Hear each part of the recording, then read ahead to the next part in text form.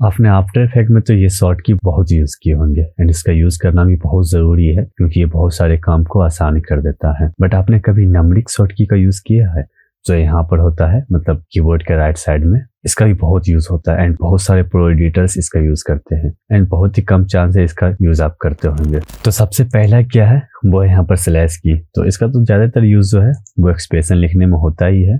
Like मैं यहाँ पर ट्रांसपेरेंसी पर कुछ एक्सप्रेशन ऐड कर रखा हूँ, 2 बार मैं स्लैश, मतलब यहाँ पर मैं इसे कमेंट ऐड कर सकता हूँ डबल स्लैश ऐड कर इसे कुछ नहीं होता है। एंड दूसरा यूज जो है ये जो है आपका करंट फ्रेम जो है वो एक्सटर्नल मॉनिटर में दिखाता है, बट वो तो मेरे पास है नहीं, जो मैं इसका दूसरा यूज बताऊं। बाय द वे मैं इसका पहला यूज यही करता हूं। एंड दूसरा है स्टार की। इससे जस्ट मार्कर ऐड होता है। आप लेयर को सिलेक्ट करके एक बार स्टार की प्रेस करो तो मार्कर ऐड हो जाता है। बट इस मार्कर को डिलीट करने के लिए अगर आप कंट्रोल को होल्ड करके कर्सर को वहां पर ले जाओगे, इस प्रकार का कट का ऑप्शन आ जाएगा। जस्ट एक बार क्लिक कर दो, आपका मार्कर डिलीट हो जाएगा। एंड दूसरा ऑप्शन मार्कर ऐड करने का क्या है, जस्ट अल्ट को होल्ड करो एंड वही स्टार की को प्रेस करो। इससे क्या होता है, आपको मार्कर ऐड करने से पहले मार्कर का सेटिंग आ जाएगा कि आप क्या क्या लिखना चाहते हो। जस्ट मैं यहाँ पर क्रिएट न्यू लिख देता हूँ एंड इसका कलर ग्रीन। देखो यहाँ पर हमारा मार्कर ऐड हो चुका है। जस्ट मैं कंट्रोल को होल्ड कर इस मार्कर को डिलीट कर देता हूँ। अदरवाइज आपको राइट क्लिक कर यहाँ से डिलीट दिस मार्कर करना पड़ेगा। और तीसरा है माइनस एंड प्लस। ये दोनों एक साथ काम करता है। लाइक मुझे इस लेयर को रोटेट करना है तो मैं आर प्रेस करके इस प्रकार से रोटेट करूंगा एंड या फिर मैं यहाँ से रोटेशन टूल लेकर इसे इस प्रकार से रोटेट करूंगा। ये भी ऑप्शन सही है, बट ज्यादातर एडिटर्स जो है जो मोशन ग्राफिक ज्यादातर करते हैं वो ये प्लस माइनस का यूज करते हैं। अगर मैं प्लस क्लिक करूँ देखो ये प्लस की ओर रोटेट करेगा एंड माइनस क्लिक करूँ तो ये माइनस में रोटेट करेगा। बट इसी के साथ अगर मैं शिफ्ट होल्ड कर लूँ तो ये रोटेट करेगा प्लस क्लिक करने पर बट ज्यादा पिक्सल में होगा एंड माइनस क्लिक करने पर रोटेट होगा बट ज्यादा पिक्सल में होगा। एंड दूसरा काम इसका क्या है, जस्ट मैं कंट्रोल को होल्ड करके प्लस क्लिक करूँ तो हमारा स्केल आउट होता है, मतलब प्लस पॉजिटिव में स्केल होता है। एंड वही अगर मैं शिफ्ट होल्ड कर लूँ फिर से प्लस क्लिक करूँ तो देखो ये ज्यादा पिक्सल में स्केल होता है एंड माइनस क्लिक करने पर ये माइनस में स्केल होता है। या तो आप कंट्रोल होल्ड करो या अल्ट होल्ड करो, बात बराबर ही पड़ता है। अगर मैं अल्ट होल्ड करके भी प्लस पर क्लिक करूँ तो हमारा स्केल ही होता है। ट्रांसपेरेंसी को भी आप यहाँ से कम एंड ज्यादा कर सकते हो इस प्रकार से, बट उससे बढ़िया तरीका क्या है, कंट्रोल एंड अल्ट को सिलेक्ट करो और प्लस एंड माइनस पर क्लिक करना स्टार्ट कर दो। इससे आपका ट्रांसपेरेंसी कम एंड ज्यादा होना स्टार्ट हो जाएगा। देखो हमारा ट्रांसपेरेंसी कम हो रहा है एंड उसमें शिफ्ट को ऐड कर लो तो ज्यादा अमाउंट में ट्रांसपेरेंसी को कम करेगा एंड प्लस में करो तो ज्यादा अमाउंट में प्लस करेगा। बाय द वे मैं तो इतना ही यूज जानता हूँ प्लस एंड माइनस का। अगर आपको कोई एक्स्ट्रा पता हो तो मुझे जरूर कमेंट में बताना। एंड चौथा है इंटर। इंटर के ज्यादातर यूज जो है वो एक्सप्रेशन लिखने में ही होता है। लाइक यहाँ पर देख लो, अगर मैं कुछ लिख दूँ यहाँ पर, अगर मुझे इसके नीचे वाले लाइन पर जाना हो तो जस्ट मैं नॉर्मल इंटर पर प्रेस करूंगा, इस पर नीचे आ जाऊंगा।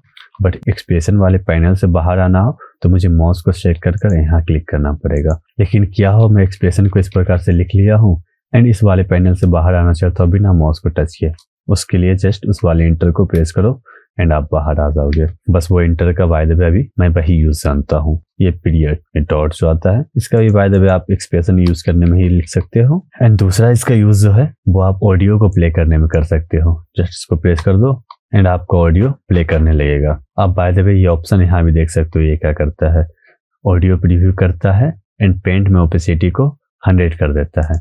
वो किस प्रकार से, मैं ब्रश टूल लेता हूँ, जस्ट यहाँ पर हमारा पेंट का ऑप्शन आ जाएगा। ये अभी हमारा ओपेसिटी जो है वो 100 है, इसे मैं 0 कर दूं एंड इसको प्रेस करूं तो 100 हो जाएगा।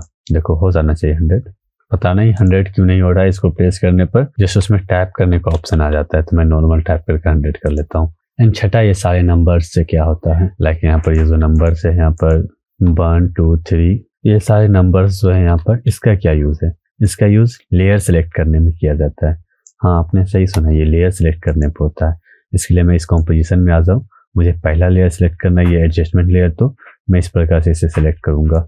एंड अगर मुझे दूसरा लेयर सेलेक्ट करना है तो इस प्रकार से मैं दूसरा लेयर सेलेक्ट करूंगा। तो बाय द वे आप इस प्रकार से भी लेयर को सिलेक्ट कर सकते हो, लेकिन ये जो नंबर्स का ऑप्शन है वो लेयर्स को ही सिलेक्ट करने के लिए बनाया गया है। जस्ट मैं 1 प्रेस करूंगा, ये पहले लेयर को सिलेक्ट कर लेगा, एंड 2 प्रेस करूंगा तो दूसरे लेयर को सिलेक्ट कर लेगा, एंड 3 प्रेस करूँ तो तीसरे लेयर को। इसी तरह मुझे 10वां लेयर सिलेक्ट करना है तो 1 एंड 0 प्रेस करूंगा, 10वें लेयर को सिलेक्ट कर लेगा। तो इसी तरह मुझे 20वां लेयर को सिलेक्ट करना है, 2 एंड 0 प्रेस करूंगा, 20 वाले लेयर्स को सिलेक्ट कर लेगा। इसी तरह से आपके जितने लेयर्स है आप उतने लेयर्स को नंबर वाइज सिलेक्ट कर सकते हो। एंड इसका दूसरा यूज जो है वो पेंट में होता है। उसके लिए आपका जो है पेंट वाले जो टूल है वो सिलेक्ट होना चाहिए।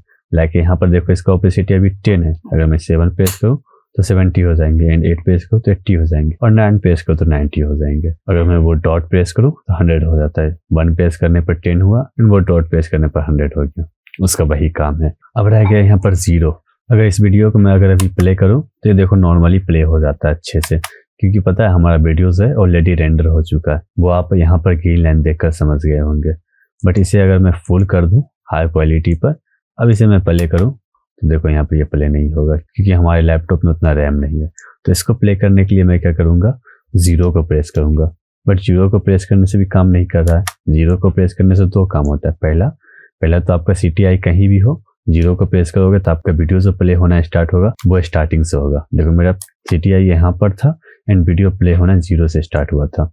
लाइक मैं यहाँ पर अपने CTI को रखा हूँ, अगर स्पेस बार में क्लिक करूंगा तो ये ठीक से प्ले स्टार्ट हो जाएगा यहाँ से। बट अगर मैं 0 प्रेस करता हूँ तो वो स्टार्टिंग से प्ले होता है। बट उसका क्या फायदा, आप तो CTI यहाँ वहाँ ले जाकर कर ही लोगे, लेकिन आपका जब वीडियो प्ले नहीं हो रहा, देखो हमारा यहाँ पर ये वीडियो प्ले नहीं हो रहा है, एंड इसे अगर मैं अब शिफ्ट के साथ 0 प्रेस करूँ तब ये प्ले कर देगा। देखो इसमें क्या फ़र्क है, अब ये हमारा 1 फ्रेम को स्किप करके प्ले कर रहा है। देखो यहाँ पर ये धीरे धीरे ही सही लेकिन प्ले कर देगा, है ना।